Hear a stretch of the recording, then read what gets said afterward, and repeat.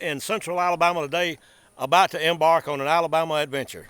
Anyway, as I always like to say, from the tail end of the mystical Appalachian mountain chain, where Southern hospitality was born, in the heart of the South, this is Alabama Adventures.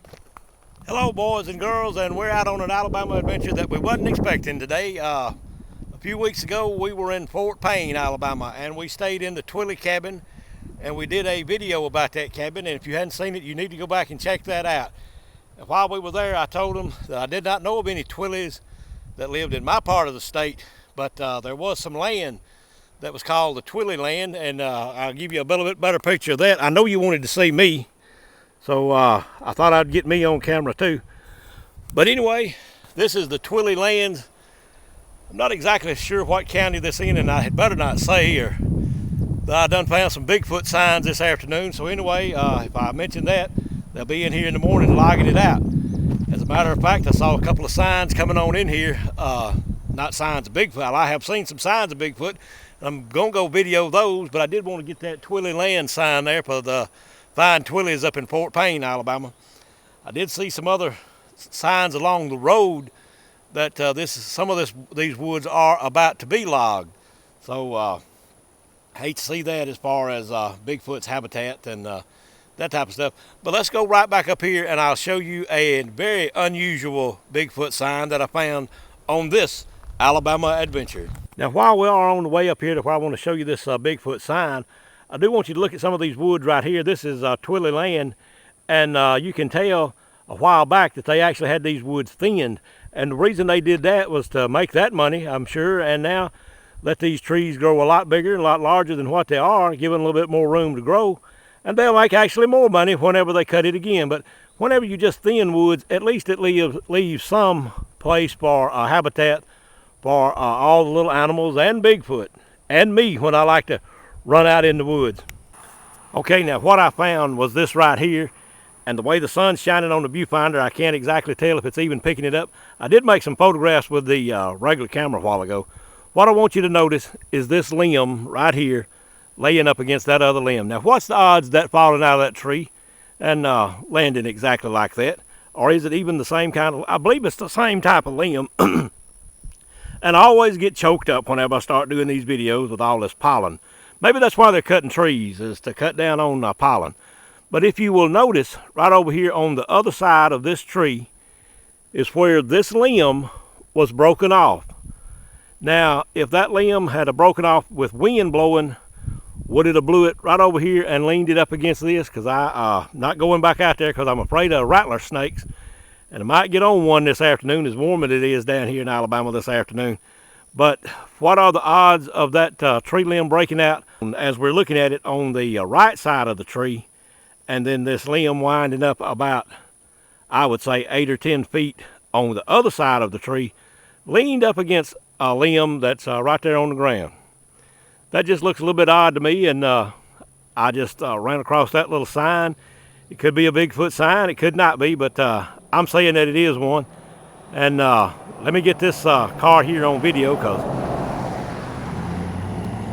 we don't want to leave anybody out. We like to get as many people on these videos as I possibly can. I do have trouble sometimes getting other members to want to come on and get on video, but anyway, this was just a very unusual sign that I have never seen exactly before, where this particular limb was broken off on this side of the tree, and something carried it around over here and leaned it up against there for some reason. Now, is that a trail marker or what is that? But now there's a, right on down the road here, you can't see it. Of course, you can see that car coming down the road. And let me get out of the way, because I don't want to get run over out here today. But anyway, you may can kind of tell where we're at. There's my little car.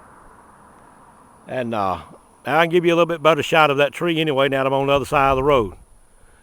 But this may be getting a little bit long. Of course, Dorothy can do some editing on it and cut out some of the unnecessary chatter that I'm doing. But you never know, you may see something back out there in the woods. And I may not be doing a great job of handling the camera this afternoon because I'm hand holding it. But anyway, I'll just ramble on and on and on. This is something that I thought was very unusual. And that is a pine tree. And that's a pine limb. And that's a pine stub right over there. A pine stub, I'll say it right in a minute. But anyway, they are, or so I saw some signs, as I was saying, right down this road a while ago, some cardboard signs or plastic signs, whatever you want to call them, not Bigfoot signs, that trucks would be entering the highway. So I guess they're going to start cutting this pretty soon. But anyway, I guess we better run along because we're drawing a lot of attention. People coming up and down the road saying, well, there's an Alabama adventure. I want to get in there, but I don't want nobody to see my face, and I sure don't want them to know my name. Okay, now I got a little something right here I want you to look at. I was headed on out and headed back home, and I just happened to notice this log or pole laid up in the forks of that tree.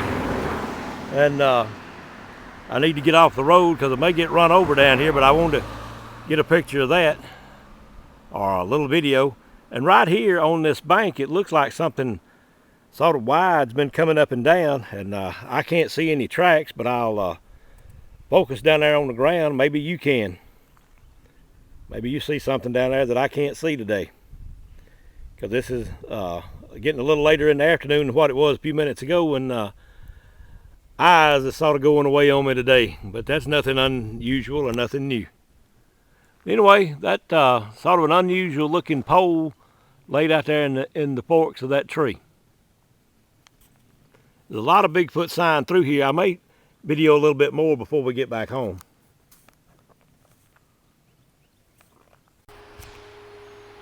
Here we go. I want you to listen to that sound right up there on top of that hill.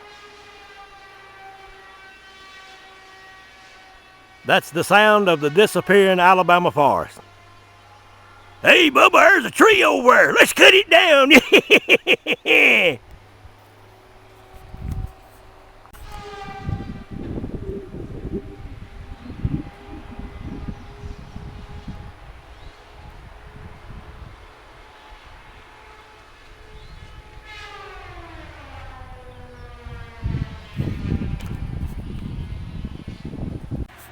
Now here is a very good teepee formation. I'm just really afraid to walk up in there and try to get a better shot of it, but maybe you can see it pretty well right there. There's several limbs. I can't count exactly how many right now, and I'm right on the edge of the road, but that is an excellent teepee formation. As you can see right there, there is no way, as Vince McMahon would say, no way in hell that those ever how many limbs right there or trees could fall in that particular formation unless something with some type of intelligence had put it there. So anyway, that's a good teepee right there. I thought I would get that videoed before we get out of here. Now here's another very good formation of some type. We're just right down the road from where they are cutting today, and just right on down here I'm going to show you a bent tree about 50 feet from where this particular formation is. This is a very unusual looking formation. Let me sort of move around a little bit and see if we can get a good shot of it. These logs or poles were carried in here. They're not naturally falling that way.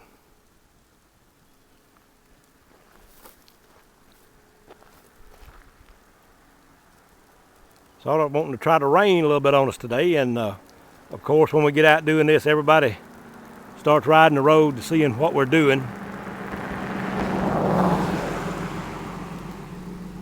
There's my little car, and there's one of our observers. Okay, now it's beginning to rain, and I'm going to just swing the camera right around here so I can show you about how far this other sign is. There's a leaning pole right there, and here is a very good bent tree right here.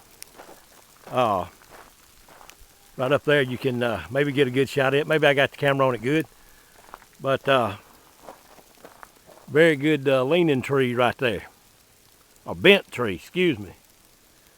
And I'm just wondering about this particular limb right here, where it came from. It may have been thrown here by something. There's another smaller bent tree right there. There's just an enormous amount of sign in here of Bigfoot. All of this stuff just can't be natural. And about a mile down the road right here is where we were at just a moment ago, and I filmed the truck entering highway sign. And that could be a sign right there, I'm not sure, but that leaning pole. Okay, now here's a nice little formation I found. This is the last one I'm going to show you right now. But you might say, well, I don't know if that's a formation or not. It's some type of formation. That's why I'm sort of moving around where you can see it a little better. As you can see, that one tree is bent very sharply. Then there's another pole laid on the top of it, similar to a bow and arrow formation.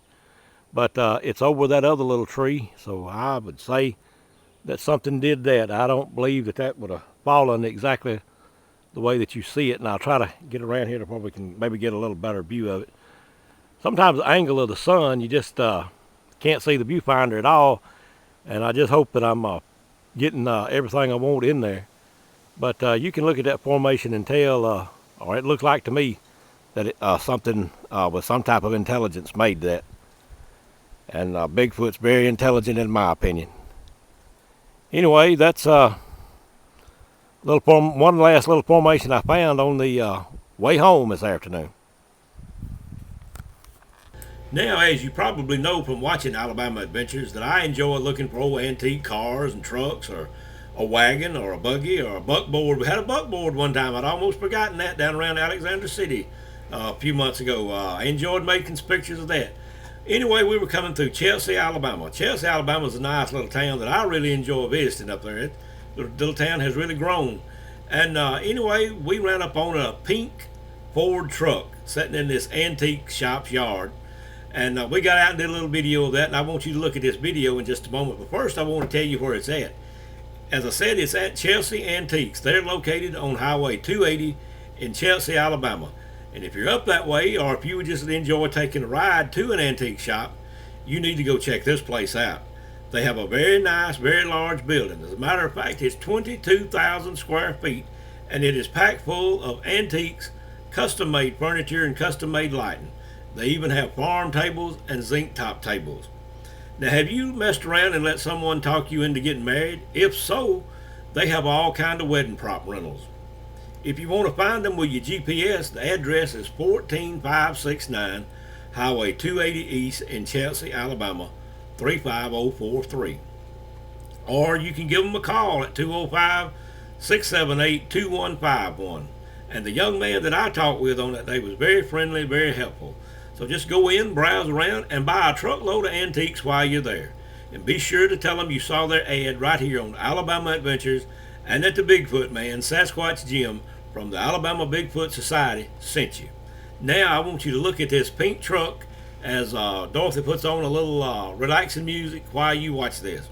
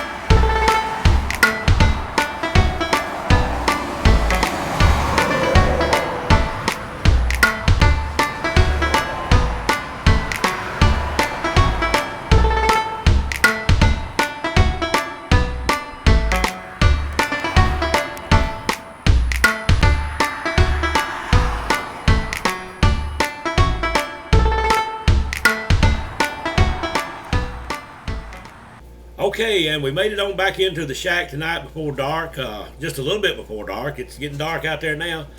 But this was kind of an unexpected Alabama adventure that I just put together this afternoon. I actually went over there to that particular place to just get a picture of the Twilly land sign so I could send to the Twillys up in Fort Payne. Anyway, after I got over there and I got to seeing Bigfoot signs and just got back in the mood of searching again and everything, I decided I would do some video on it.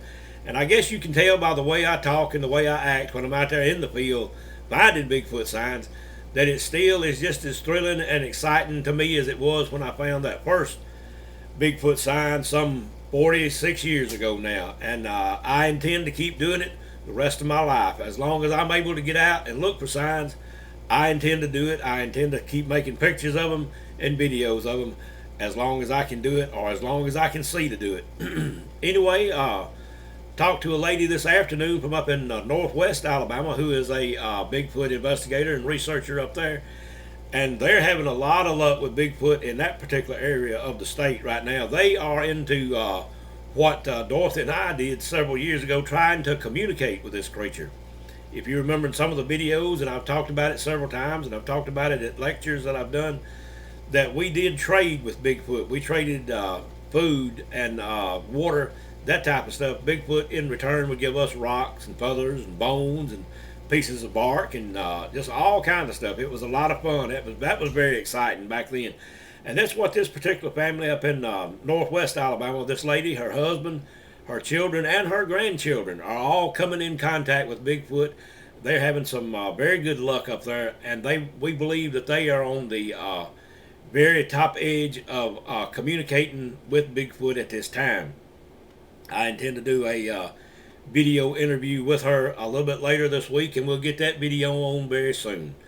Anyway, everything is just looking up in the Bigfoot field right now. We have had several colleges and universities here in the state contact Alabama Bigfoot Society about research into Bigfoot, and we're all for that. Anyway, I guess I better bring this video to a close, or it's going to get so long you won't want to watch it all. But anyway, as I always do, I want to say hello to my granddaughter Madison. I'd like to tell you that the Alabama Bigfoot Society is run completely out of pocket, and if you would like to make a donation and you're in a position to where you can, that would be greatly appreciated and very well put to use. All you have to do is to go on our website, alabamabigfootsociety.com, and there on the front page you'll find a place to where you can make that donation. And I would like to thank all the people who have made a donation in the past. We received one just a few days ago from a young lady, and I very much appreciate that. It can always be used. If you like what we're doing down here, and you like the videos, I hope you give us a like, and I hope you subscribe to the channel. And anyway, with all that being said, I guess we'll be looking for you next time on the next Alabama adventure, getting close to Bigfoot.